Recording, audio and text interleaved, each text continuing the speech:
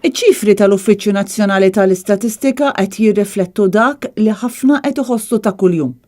Infatti l-aħħar statistika turi biċ-ċar li qed tkompli xejra konsistenti ta' żidiet fil-prezzijiet. Iċ-ċifri għal April li għadda juru żieda fl-indiċi tal-prezzijiet minn 1.3% għal 1.7%.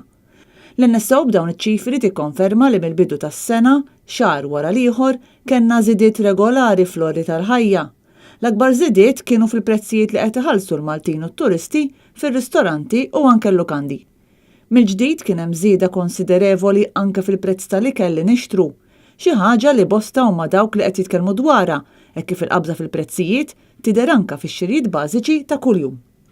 Iċ-ċifri tal-NSO għax-xahar li għadda juru żieda fi spejjeż relatati ma' gass, ilma, elettriku u l-housing, spejjeż relatati ma' trasport, prezzijiet ta' servizzi varji, kif ukoll spejjeż relatati mas-saħħa. Il-kap tal-Partit Nazzjonalista Adrian Derija ilu x-xhur jirrimarka dwar ix-xejriet inkwetanti marbuta mal-għoli tal-ħajja u kif il-Gvern ma jimpurtax minn dan kollu.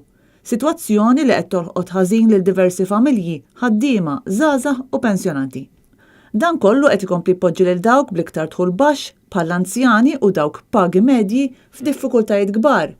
Meta wieħed iżid ma' dan il-fatt li l-ħaddiema Maltin u Awċin raw lanqas żieda fil-pagi tagħhom fost il-pajjiżi kollha tal-Unjoni Ewropea, is-sitwazzjoni hija verament waħda ta' tħassib.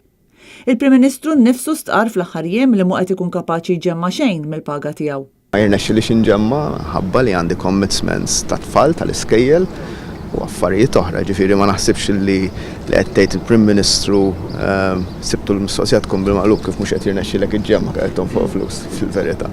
It's identical to a cent though. It's identical to the cent. Yes, it is more or less the same because I'm not adding to my savings. Bl-uffiċjal tal-General Workers Union Kendrick Bondin jistqar li jekk il-Prim Ministru ma jiflaħx iġemma ċenteżmu kif jistgħu ilaħqu l-familji. Kristina Majra, Net News.